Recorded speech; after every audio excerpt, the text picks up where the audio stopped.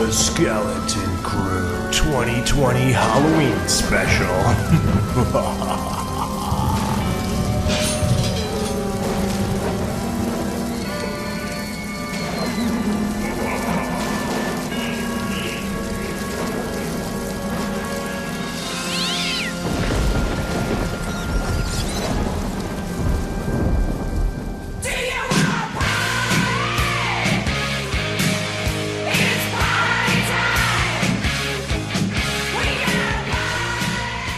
Alright, so this time we're talking about Pumpkinhead from 1988. After a tragic accident, a man conjures up a towering, vengeful demon called Pumpkinhead to destroy a group of unsuspecting teenagers. This is directed by Stan Winston. You know him from Terminator, Aliens, Thing, writer Ed Justin, and some other people. This movie stars Lance Hendrickson, Jeff East as Chris, John DeQuano as Joel, Kimberly Ross as Kim, Joel Hoffman as Steve, Cynthia Ban as Tracy. Afraid raising the dead ain't within my power.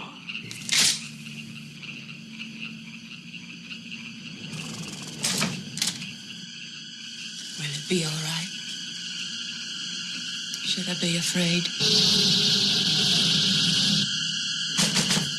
It's coming! Looking for an old woman. She lives somewhere in the mountains hereabouts. All she can do is take you straight to hell. You go home and you bury your boy. Some folks will say as how she's got powers. Who are you? Ed Harley. What do you want, Ed Harley? Say it. You're looking for vengeance. Vengeance. Say it. There's an old graveyard way back deep in them woods. The thing you're looking for is in there. It was an accident.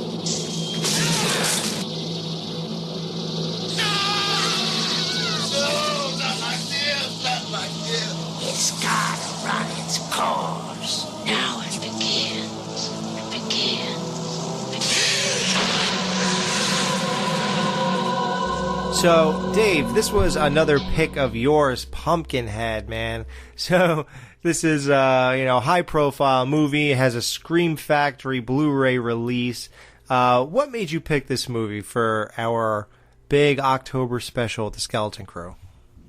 Well, this is one I always tend to watch in October anyway.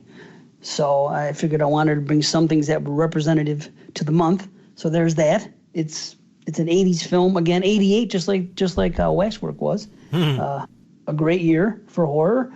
And again, I don't know if you've seen Pumpkinhead. I don't know why we haven't discussed it. I assume you have, but who knows? Yeah, I have. But okay, I kind of figured. But it's a fun. The second half is fun. The first half's kind of serious and sad, but it's one of those kick back, relax, and put it on movie from the 80s, and it's classic, especially for October. So, and I hadn't talked about it before, and I know you haven't. I don't know if Jamie has, maybe on Devour. I don't know, honestly. I can't remember. I don't think so. No, I'm pretty sure I haven't. Interesting, huh? All these shows and we haven't talked about it. Nah, we would eventually have gotten to it in the collection, but that's way down the line. I mean, we're in the B's right now as far as watching goes. So, yeah. Another weird tie-in, Dave also picked Waxwork from 1988, and the guy and the main kid in that was from Gremlins, and oddly enough, the dog who plays Gypsy is the one who played Barney in Gremlins. Oh, wow. Wow. No shit. That is random. Yeah, it's so random. The one who was tied up with the Christmas lights. Wow. Yep. Well, Gremlins kept people busy. Yeah, it launched their careers, and then they ended up in these other horror movies in 88. That's funny. Well, this movie was not financially successful when it came out. It got it took $3.5 million. That was the budget. it wasn't successful, but it's gained a cult following over the years. I'm not really sure. Just like Waxwork, we said that the reason that movie didn't do well when it came out is because it was so edited down and they took out all the gore for whatever reason. This movie, I'm not really sure why it wasn't a bigger success. However, it did spawn a bunch of sequels, right? Isn't there like 4 of these? I think there are 3. There could be 4, but I want to say 3. I think, hold on, there's 1 and then there's 2, which is Blood Wings, which was direct to DVD. And then there was 3 other ones that were made for sci-fi or TV or some shit. They were shitty. I don't know. Ashes to Ashes, I think was one of them, and I forgot the other name, but I'm pretty sure there's a total of 5. 2 that were, direct to DVD or VHS for that matter, and the other 3 were made for television, like in the 2000s sometimes, like later on, Well, it's a great idea. It's like you have this property that, why are we not making sequels on this? I mean, I feel like this killer could be just as big as, a lot of these other ones from the 80s. It seems like a pretty logical idea to me to go ahead and take the property and make 3 more sequels. It's a shame that the right people were not at the helm. I'm curious as to what Pumpkinhead looked like and all that kind of stuff in the sequels too, now that you're saying they were shit. They did the same thing with Return of the Living Dead. Like, somebody knew to make sequels of that. That movie's so amazing, and, we're covering it this October, and, that movie's so good, and somebody knew to make part 2, even though they kind of just repeated the first one. Then they made part 3, which they took a new direction. Then it just sat there for years until I think the same thing, like Sci-Fi Channel or something like that, bought the rights, right? Yeah, and they made I made them both at the same time, 4 and 5. Right. And they were terrible. Right. I was able to sit through them, but nothing. I never watched them again and probably never will. Oh, I didn't like them because they changed, apart from just being cheaply made, they changed a lot of the rules as far as the, killing the zombies. Like, suddenly you could kill them with a headshot. That has never been a thing in Return of the Living Dead. I hit the fucking brain. I'm like, you guys are confused. Like, So, did you guys know that Dick Warlock was the first guy to get killed in this movie in the opening? That dude who was knocking on the door to come in the house? That was Dick Warlock. I don't think I did, no. Yeah, that's funny. Wow, another tie-in. How about that? And we had Kane Hodder do a bit in Waxwork, and Dick Warlock did a part here. Yeah, you have a weird way of picking movies. I can't wait to see how the rest of them turn out. Yeah, no shit. So, the premise here, which, it wasn't even in the synopsis in any way, but basically these kids, they're going on a trip to go hang out in a cabin, and they have dirt bikes, and they start riding their bikes before they get to where they should be. So it's kind of more of a populated area. They go to a store, like in Texas Chainsaw Massacre, like one of those just weird stores in the middle of nowhere. And this guy's son is running around with a dog or something, and these kids accidentally hit him with their dirt bike. And the kid is like, this is the quintessential kid to feel sorry for. I mean, he's designed by God and casted exactly perfectly to be this unassuming, sweet kid who doesn't seem very bright, and he's like got these thick glasses on, this like floppy moppy hair, and he's just like, you couldn't have a single ill feeling about the kid, and then he gets killed this way, and it's like so depressing and sad. I mean, you could, if this movie was bigger and more popular and people cared more, you could almost compare him to Cage from Pet Sematary, as far as like, oh my God, how horrible is this, But so this kid gets killed, and it's Lance Hendrickson's kid, and he wants to get revenge on these kids, and the way he chooses to do it is he goes to this witch. What I thought was supposed to happen, I guess I zoned out or something, is that he would just make his kid come back to life. And I thought I was watching Pet Sematary for a minute. I'm like, what the hell is this? I guess they read that book, huh? So he goes and does this, but then it's not only that, but this Pumpkinhead creature comes to life, and then he's going to go kill these kids who are responsible for killing Lance Hendrickson's son. So it's a whole nother thing. And then throughout the movie, Lance Hendrickson, he could see and feel what this Pumpkinhead is seeing and feeling as he kills these people, and he hates this feeling that he's getting, and he regrets it completely. So now he's going to go kill Pumpkinhead before he kills the rest of the kids. So that's the premise, basically. So what did you guys think of this movie? What do you got? Well, I've always liked it. I've liked it since it came out.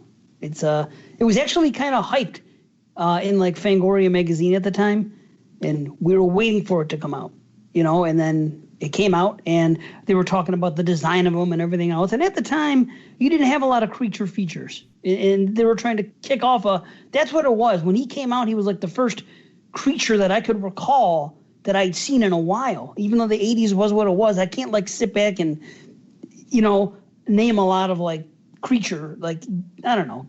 You mean besides like ghoulies and stuff? Yeah, right. Exactly. I mean, the thing was what it was, and it was an alien, and right, ghoulies and all that other shit. But I mean, this was like a standalone monster that came out. I guess Rawhead Rex was there at some point, but whatever. It's whatever. All I know is that when this guy came out, it was whatever, Rawhead. Well, you never heard that with Jamie? I know. I just said whatever. I didn't say it. Just teasing you. Rex Rawhead, but whatever. But I was just trying to think of other movies like that with a standalone creature, and I don't know, maybe memory is failing me, which wouldn't be a surprise, but I couldn't picture a lot of that at the time. And when we were waiting for this movie to come out, and when it came out, it was actually popular. People did talk about it. Well, not financially then. Well, no, not financially, but I mean, the horror fans took to it. I can tell you that. It always had a good reputation, even since then, because he came out, he was a creature, and he killed viciously, and it was cool, Yeah, I heard the rental video stores, that's where this really started gaining momentum. It was maligned by some people. There were people who were its detractors who said it was stupid. I remember, I will never forget this. There was a stand-up comedian at the time. But see, people I think that were clearly not horror fans, on the whole. But this stand-up comedian, I will never forget this joke because it struck me as so damn funny at the time. But he was talking about video stores and video store rentals and how if you don't take your movie back, you just rack up all these late fees to the point where you end up they just charge you for the movie, if your late fees go too far. And then that videotapes from rental stores were really expensive if you had to replace them. Because, and you remember like what they were like. They were heavy. They were like really heavy and I get more adorable, I guess, because they're going to be watched so many times. But anyway, they were crazy expensive. So he's talking about this and he's like, oh, great. He's like, I've just racked up all these late fees and now I'm going to have great. So I am the proud owner of an $85 copy of Pumpkinhead. It just cracked me up because look, obviously the joke was like, who wants to no one wants to pay $85 to own Pumpkin. I mean, I don't think anybody would, but he clearly picked a movie that he thought was a shitty movie to end up owning, as the punchline of the joke, So it did have its detractors, but I really feel like most horror fans, and I remember that, Dave. Yeah, I was looking forward to this too. And as far as like Fango, I think I still have that issue that has Pumpkinhead on the cover. Wow, so nice. I think horror fans were into this because of Stan Winston, because of the cool looking creature effects. Plus, you've got like genre staples like Henriksen who were in this. And honestly, the witch is scary as shit. Oh. I think she is terrifying to me. Her voice, her demeanor, the way she looks, her whole, like where she lives. I love the set design. I just think it's incredible. When they go to dig up Pumpkinhead and they go to that swampy area I love the look, everything. Like, I just think it's phenomenal. And it's super fun. I don't think it gets enough credit. If you've listened to me for a very long time, chances are you have heard me at some point say Hey, Mr. Harley, heard you talking to my grandpa. Because I love that line. I don't know why, but when that kid goes up to him and he ends up telling him about what is her name? Haggis. Okay, Haggis. Oh, that's right. Yeah, because I always have to think of Scottish food to remember. Haggis. But yeah, when he goes and tells him about that, that always struck me as funny. And I was a nanny a little bit later, and one of the kids I was taking care of, her name was Harley. So I would always go, "Hey, Miss Harley, heard you talking to my grandpa." And she would just giggle, but she had no idea why. Yeah. She's like, "Oh, I get it." Not really. Yeah. Haggis is amazing. And that suit that whole thing she was wearing, that costume weighed 65 pounds. Like, it's just so weird just to achieve that look of this witch and everything. She was stooped over. Oh, yeah. That witch, I mean, can they make a movie just based on her? Right. Because you guys know I'm a huge fan of witches. I have been waiting all my life for a movie that basically just focuses on, like, the three witches, you know, that all look like the one from The Wizard of Oz or whatever. But I would even take a witch that looks like this, like more decrepit and, you know, with the long hair and kind of like dressed like this and did these types of things and lived in a place like this. Like, one of my favorite things about Son of Dracula is like where, you know, that old gypsy where she lived, in the swamp and stuff. Like, I love like the witches living in the swamp and having spells and all that kind of stuff. And I wish they would just do more with that. So she was great. And one of her big, like the great scene was at the end after Pumpkinhead was killed, how she goes and buries him back in the pumpkin patch and he's all small again. And he has that crazy look. You know what he looked like? Or, you know, I should say, you know who I think tried to look like him? Remember the movie Trick or Treat from like 2007? Yep, I know what you're saying. Yes. Yeah. When that little guy with the pumpkin head, when he takes, oh no, not the pumpkin head, like a sack, burlap sack on his head with the eyes and stuff. When he takes that sack off, his head looks like this guy's head when she buries him. I noticed that. Yeah. Because he was all about being sort of like a pumpkin, right? Didn't he get his body ripped apart and it was like pumpkin innards? Yeah, he got shot, and remember that they shot him, and the whatchamacallit came out, the pumpkin seeds and that shit, pumpkin guts. I remember that. Yeah, and he had a pumpkin head. Oh, you must. It's great. Yeah. Yeah, and so I wonder if it was like taken from this. It had to have been the scene where the kid gets resurrected, and he sits up in the car and he's like, "What did you do, Daddy?" Like, that is so eerie and creepy, and you already get this feeling in your stomach, like, oh, what did I do? Like, such regret. Like, you know this guy messed up. He knows he messed up. And here's his kid, and it's like probably another one of those Pet Sematary things where they don't want to be alive while they're dead. Yeah. You know, like, that is crazy. Or, like, you ever notice most people who get resurrected don't want it? So, this is one of the first movies to do things like that, I guess. But because they're out of the bullshit and you rip them back into the world and they got to deal with all the bullshit again. Yeah, it's like this again? And now I'm going to be completely unaccepted? So let's talk about Pumpkinhead, like his look, the way he moved, the way they showed full body shots, you know, Stan Winston. His name, Pumpkinhead, his kills.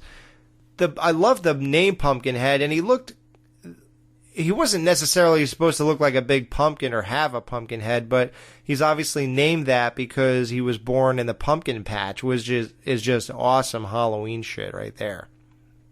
You gotta love that. What do you guys think of the way he looks and everything and his kills? Oh, it's top notch, man. I love it. It's always been the best part of this movie to me. You know? Oh, straight up. Yeah. Oh, so good. Nowadays, I watch it. It's still great and it's amazing and all that. But I get really sad now in the first act. That whole thing being a little older now and having a child and all, it's a whole different ball game now when I watch it. So I'm kind of bummed out for like the first half, or in the past I wasn't. So it's the great stuff is still great.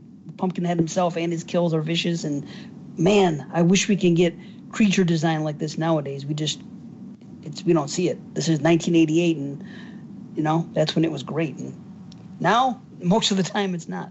How did he look in those the shitty sequels? I didn't watch them. I didn't watch. I didn't mess with any of it. I only saw part 2 one time, and I didn't bother with any of them. I didn't bother with those nightmare with those whatchamacallits, Return of the Living Dead sequels. I don't have time for that made for TV shit. Right. Nowadays, made for TV shit. Nowadays, I'm not talking about stuff from the 70s and 80s. But if a franchise starts out, Dave's afraid he's gonna piss me off again. No, but I am with you. I do love those old movies from the 70s. But I did think of you when I said that. You're right.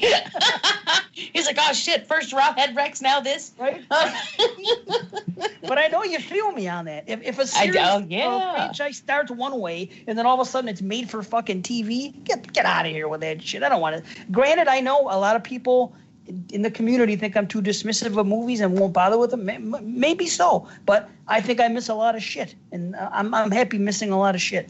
So I haven't. Yeah, I mean, so far you seem to have a pretty good record for watching good stuff. So maybe it's working. Life is short, man. I have no time for shit movies. That's how I look at it. Well, that's how I always felt bad for Jason Lloyd. Yeah, well, now he's finding other people to watch for him, so he's okay. He's wise. It took time, but now Bloody Bits VOD specials. He lets everybody else watch those shitballs. Right. I don't know what he looks like in the sequels beyond 2. I don't think it was bad in part 2, like the way his look anyway. But it wasn't as nuanced or as detailed. But beyond that, I don't know. I never saw him. I didn't even know that there were that many of them. I only thought there were 3. So that tells you right there. I've clearly never seen them. Right. There's some interesting ideas here. Even Lance Hendrickson realizes that not only does he feel what that thing is feeling, but that thing feels what he's feeling. He hurt himself or burned himself or something. And then this Pumpkinhead character, he gets hurt the same way Lance is feeling this pain. So then he realizes the only way to kill him is to kill himself. Now that's a stretch. I'd still do basically anything else I could do before I get to that point. But maybe that's all part of it all. The witch granting this to him.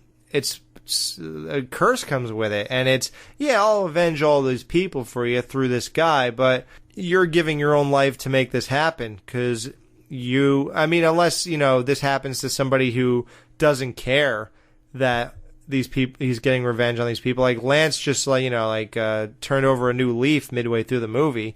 That's the only reason that we came to this conclusion here, that he has to kill himself to kill this thing. But normally, I guess, if this thing goes and avenges the death of somebody for someone, I don't know what happens to Pumpkinhead then to get rid of him, if the guy's okay with him being around. I think he probably just goes back to sleep.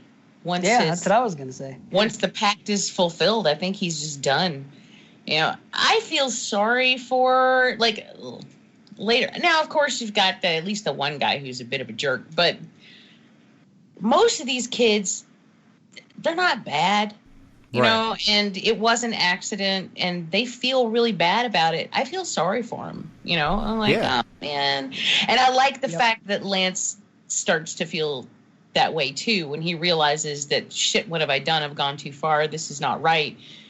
I think that's a really good emotional turn for him. Honestly, I think Lance Henriksen puts in a really good performance emotionally here. Like first when we see the death of his son and how devastating that is to him. And then later when he's got all this anger and rage, and he goes to Haggis and asks her to do this. And then later on when he realizes the consequences of his actions there, and you can see the emotional weight that has on him, the death of all these kids on his head. I think he does a really good job. And I feel him all the way through it. I feel each and every beat that he hits emotionally. I also really think it's a nice touch at the end, how the face of Pumpkinhead changes. Yeah, to look like Lance. To look like him. Yeah, I just think that's a really, really nice touch. Because you could have kept it just a straightforward. I mean, obviously it drives the point home, but you didn't have to go that far because it could just be a generic creature.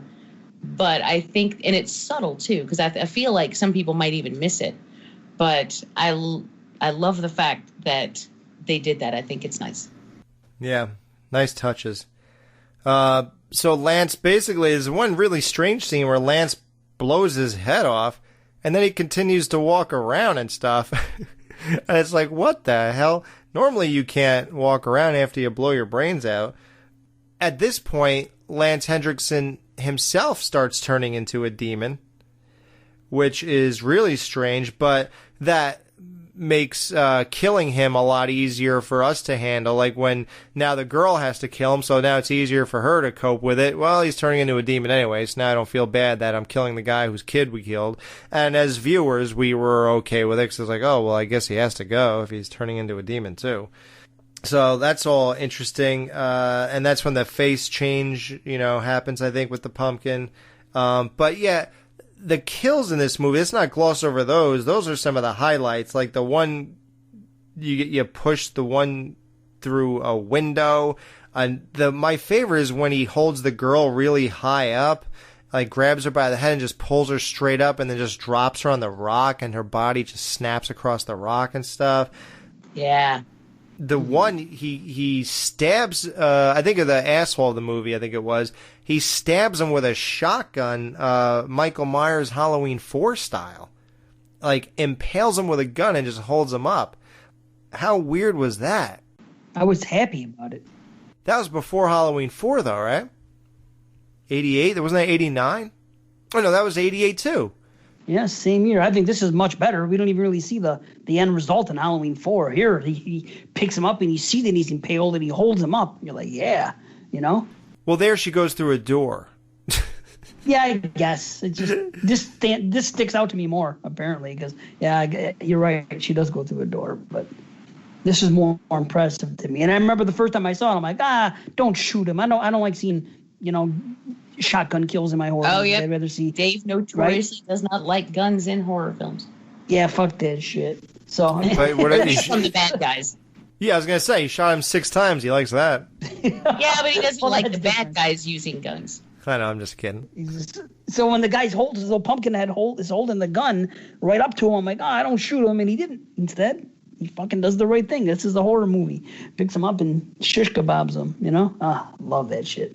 Fun. Don't you love the fact that these townspeople know what's up to and they are like visibly terrified when they realize that Pumpkinhead is out and about? I love cool. that. It makes sense. Yeah, it makes sense. Like I would, and I'm imagining, like, if this were me, like, imagine like you're looking out your window and you see him go walking past your window. I'd be like, oh, fuck that. Like I'm hiding on the floor like a Jehovah's Witness is at the door or something. And I'm like just ducking down, like really. I mean, I don't know. It freaks me out just thinking about like something like that. And everybody knows what it is and everybody knows what he does. And like, I don't know. I love that about it, that there's this whole lore attached to it. Mm-hmm. It's like 1-2, Freddy's coming for you, except it's only in a small area. Yeah. Because they're singing the song in the beginning, Pumpkinhead, or whatever the hell. I don't know how it goes, but it's like 10 minutes long, that song. I thought we were going to get Steve singing. I don't know anything. Pumpkinhead. I have no idea what they do. She's going to get ya or some shit. I don't know. He's going to get you guys. Nobody's getting anybody. Stop it. Yes. What are your wrap-up thoughts and ratings of this? Okay, my wrap-up thoughts, I'm going to make a joke or two really quick. I don't understand why the kid is even there, because his wife died in 78, and this is 88, and that kid is under the age of 10. So I don't know what the fuck is up with that. I don't understand why the one kid doesn't tell his father that he snuck around and took Harley over to the witch. How come nobody's questioning why Pumpkinhead is out there? You know what I mean? But whatever. You would think to say, hey, what happened? How did this happen? I told him not to go to the witch. Anyway, whatever. Yeah, a couple small things. There's a couple Friday the 13th similarities. The cabins kind of remind me of Friday. The one, there's a machete sitting on the table, and they're sitting out there, and I get a little Friday vibe. But anyway, just a couple of things. And the best line is, God damn you. And then she said, he already has, son. He already has. Yeah, I love that. asshole. Right? And Holly. But anyway, shit's great. I have a lot of fun with it. This is 4 out of 5 for me. Nice. Jamie, how about you? Woo! Can't argue with that. I'm going to say it's really fun. I like it. I like this creature feature. I like that. I think it's got some genuinely scary parts. Like I said, like I would just be hunkering down, and we go see Haggis. That shit scares me. The thought of bringing the dead back to life just always creeps me out. The murder demons. I love everything about this. It's a good time, and the effects are phenomenal, which should really be no surprise considering who's behind it. So I'm going to say 4.5. Wow, nice. Nice. Yeah, nice. I really like this too. I give it a 3.5 out of 5. I think it's a great premise. Great casting. I mean, they'd probably think the teenagers could have been cast a little bit better, more memorable type looking people, stuff like that. Maybe some of them looking more like teenagers because not 27-year-olds. 35 years old. The one thing I always feel like is a drawback for this movie is that the lighting is too dark for me. Like, way too dark. You gotta illuminate something here. And I know the tone you're going for, but it just doesn't come off as relatable because, like, nothing in real life looks like this. You know? So it's like, when you constantly have this really dark light, you can barely see anything that's going on. It just kind of takes me out of it a little bit. But I love the Pumpkinhead design. I love how it's practical. I love the originality of it. They didn't go with a slasher and all that stuff that was going on during this time. They went with like some creature feature. Like Dave said, it's pretty rare. You got ghoulies. You got the trolls things. You have the hobgoblins or whatever that movie's called. You got Rawhead Rex or something. Who cares? And then you have this. Who cares? So yeah, the kills put this over the top. Lance Hendrickson's performance is great. So good stuff. Saying anything, I didn't realize that Stan Winston had directed 7 things. Yeah, Really? This of course was his first, so I'll cut him a little slack with some things. That's why I rate it so high, because this was his directorial debut. But yeah, he actually directed 7 things. I didn't know. He did A Gnome Named Norm, Guns N' Roses, You Could Be Mine video. Oh, what? Really? Yeah. T2 Wow, 3D Battle Across Time video. Ghosts, which was a short. Michael Jackson's Ghosts, which was... Okay, so he really only did 2 feature-length films. So it was Pumpkinhead and A Gnome Named Norm. Of those 2, I would say Pumpkinhead is the better one. But... Yeah, I hope so. If we're missing out all these years on A Gnome Named Norm and it's great. Yeah. I've actually seen it. It's a cute movie, but it is no pumpkin. Oh, I never heard of it. Wow, that's crazy. Okay. Are you going to make us watch Rawhead Rex, Jamie? I might now. That's what I'm thinking. Okay.